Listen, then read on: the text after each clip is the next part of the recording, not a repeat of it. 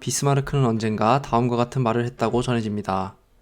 만드는 과정을 지켜보지 않는 것이 차라리 낫다는 점에서 법은 소세지와 같다. 비스마르크의 말에서도 알 수 있듯이 법 그리고 정치는 단순히 이상에 따라 이루어지는 것이 아니라 다양한 집단들의 지저분한 이익과 타협을 중심으로 굴러가는 비즈니스에 가깝다고 할 수 있습니다. 비스마르크의 시기뿐만 아니라 오늘날에도 우리는 정치가 이런 방식으로 돌아가는 것을 전 세계적으로 어렵지 않게 관찰할 수 있습니다. 그리고 이런 모습을 보고 있노라면 정치에 철학이나 사상 따위는 없으며 각 집단들의 이해관계가 전부라는 생각을 떨쳐버리기 어려울 때도 있습니다. 그러나 인류 역사에서 철학과 사상은 중요한 시기에 항상 결정적인 영향을 끼쳐왔습니다. 잉글랜드의 시민혁명, 미국 독립, 프랑스 혁명, 그리고 러시아 혁명과 같은 역사적 사건들은 현실적인 이유 때문에 일어나긴 했지만 이전부터 성숙하기 시작한 사상들이 있었기에 우리가 알고 있는 형태로 일어났습니다.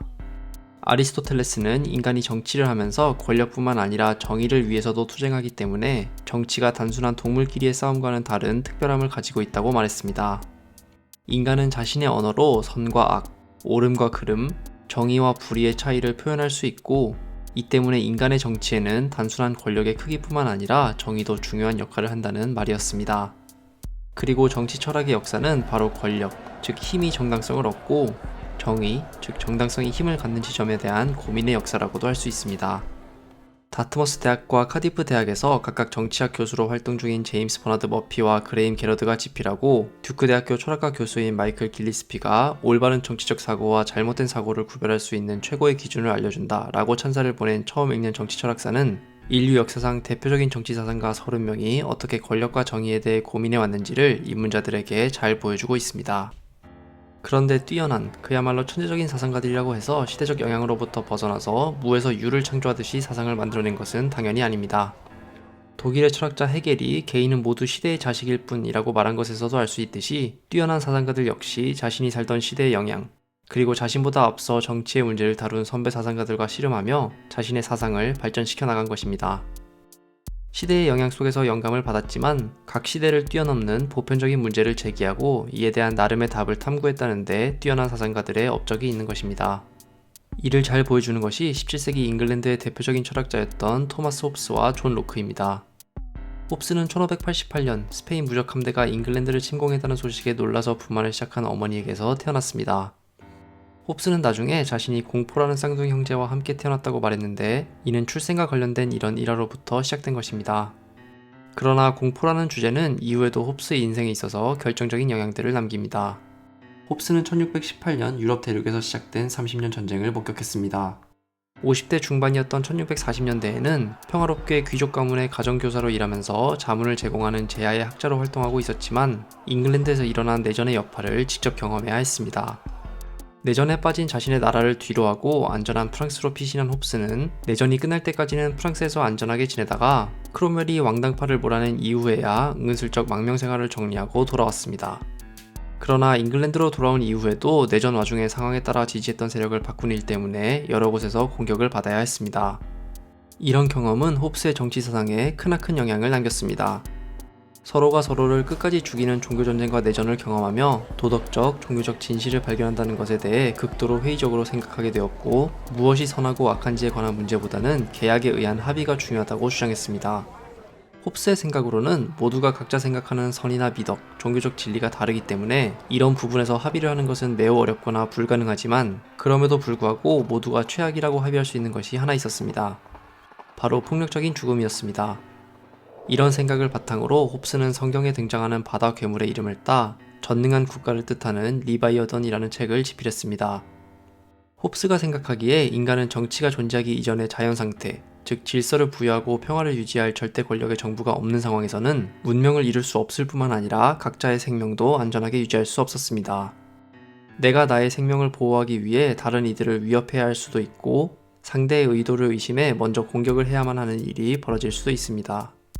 군주나 국가의 권력 없이는 모두가 자신 외의 타인을 두려워하는 만인에 대한 만인의 투쟁 상태가 이어질 수밖에 없다는 생각이었습니다. 결국 이런 상태에서는 모두가 타인에 대한 공포와 불신 속에서 살아야 하고 이는 고독하고 불운하며 고약하고 혹독하고 심지어 짧은 삶으로 이어졌습니다. 홉스의 생각으로는 이런 만인에 대한 만인의 투쟁 상태를 끝내기 위해서는 분쟁이 발생할 경우 이를 종식시킬 수 있는 모든 권력을 가진 군주가 있어야 했습니다. 그리고 이 군주, 리바이어던은 모든 개인이 군주가 없는 자연 상태는 최악이라는 데 동의를 하기 때문에 정당성을 얻을 수 있었습니다. 군주는 이 최악의 만인에 대한 만인의 투쟁 상태를 피하게 해줄 수 있기에 모두가 군주의 권력에 동의할 수 있다는 것이었습니다. 따라서 군주는 이론적으로 폭력 사태로 이어질 만한 갈등들을 통제하기 위한 모든 권력을 가져야 했습니다. 전쟁과 내전을 목격하며 절대적인 권력을 지니고 그 권력을 통해 평화를 유지한다는 궁극적인 목적을 달성할 군주가 필요하다고 깨달은 것입니다. 홉스는 심지어 당시의 시대적 상황을 감안했을 때는 놀랍게도 이런 목적을 달성할 수 있기만 하다면 여성이 군주가 되지 못할 논리적 이유도 없다고 주장했습니다. 그러나 홉스는 이와 동시에 평화를 유지할 목적 이외의 영역에서는 군주가 개인의 삶에 개입할 이유가 없다고 생각했습니다. 개인이 어떻게 살아갈지를 결정하는 것은 군주에게 애초에 권력이 주어진 이유와 무관하기 때문입니다.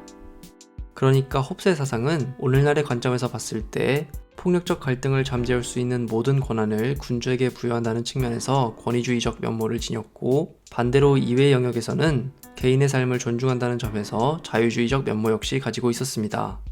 이것이 홉스의 이론을 권위주의적 정치 이론의 자유주의적 정수라고 부르는 이유이기도 합니다. 홉스보다 약 한 세대 뒤인 1632년에 태어난 존 로크 역시 정부가 없을 때의 삶을 가정함으로써 이상적인 정부가 무엇인지에 대해 고민했습니다. 그러나 로크가 생각한 정부가 없을 때의 삶은 홉스가 상상했던 것처럼 만인에 대한 만인의 투쟁 상태가 아니었습니다. 그보다는 이상적인 삶의 모습과는 거리가 멀지만 참을 수 있는 정도의 불편한 상태에 가까웠습니다. 다만 자연 상태에서는 인간 사이의 분쟁과 갈등을 중재할 수 있는 권력이 존재하지 않기에 자유와 생명을 보호할 수 있는 정부가 필요하다는 것이 로크의 생각이었습니다. 로크에게는 그 중에서도 특히 개인의 사유재산을 보호해줄 수 있다는 것이 인간이 정부를 설립해야만 하는 주된 이유 중 하나였습니다. 그러니까 로크 역시 홉스와 마찬가지로 정부를 자연스럽게 처음부터 존재했던 것이 아니라 인간이 스스로의 이익을 보호하기 위해 합의와 계약을 기반으로 만들어낸 인위적인 창조물로 생각한 것입니다. 그러나 로크는 시민들의 생명, 자유, 그리고 재산을 보호하는 것이 역할인 군주가 만약 이를 보호하지 않는다면 계약을 어기는 것이나 다름없다고 여겼고, 이 경우 시민들이 군주에게 더 이상 복종할 의무가 없다고 주장했습니다. 즉, 로크는 시민들이 통치자에게 반역할 권리가 있다는 것을 인정한 것입니다. 훗날 미국 독립전쟁 당시 일명 미국 건국의 아버지라 불릴 이들이 로크에게서 깊은 영향을 받았다는 것은 쉽게 짐작할 수 있습니다.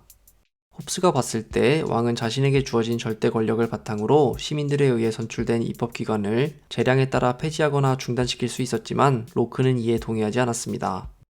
앞서 설명된 것처럼 홉스는 정부 이전의 자연 상태를 만인에 대한 만인의 투쟁이라는 최악의 상태로 여겼습니다. 따라서 왕에게 불복종한다는 것은 곧 최악의 자연 상태로 돌아간다는 것을 의미했고, 이는 무슨 일이 있더라도 받아들여질 수 없는 것이었습니다.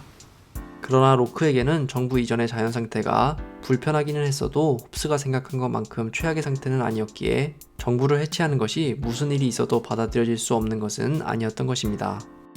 종교와 국가의 관계에 있어서도 홉스와 로크는 입장의 차이를 보였습니다. 종교 전쟁을 생생하게 목격한 홉스는 한 국가 내에서 종교적 차이가 있는 것을 매우 위험한 것이라 여겼고, 따라서 모든 국민이 단일한 국교를 믿어야 한다고 생각했습니다.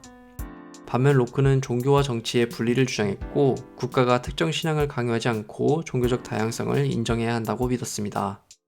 그러나 로크 역시 자신의 시대적 한계를 뛰어넘지는 못했는데, 약속, 규약, 맹세와 같이 시민들 간의 계약에 있어서 핵심적으로 필요한 요소들이 하나님에 대한 믿음 없이는 불가능하다고 생각하여 무신론자는 용납할 수 없다고 말한 것입니다.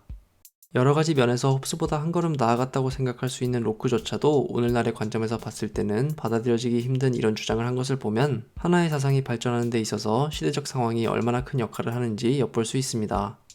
결국 17세기 유럽과 잉글랜드에서는 종교전쟁과 내전, 그리고 명예혁명과 같은 긴박한 상황들이 일어났고, 그 안에서 살았던 사상가들은 혼란스러운 시대 속에서 정부의 필요성과 정당성에 대해 고민하게 되었습니다.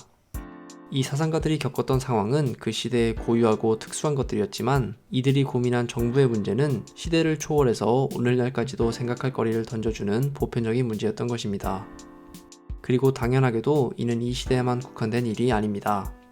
공자와 플라톤, 아리스토텔레스에서부터 마키아벨리, 홉스, 로크, 루소, 칸트, 헤겔, 마르크스를 거쳐 간디, 아렌트, 하이에크, 그리고 롤스에 이르기까지 대부분의 사람들이 한 번쯤이라도 이름을 들어본 사상가들은 모두 자신이 살던 시대 안에서 인류 보편의 문제를 고민했습니다. 처음 읽는 정치 철학사는 이러한 고민의 역사를 비전공자가 이해할 수 있을 만한 눈높이로 충실하게 담아냈습니다.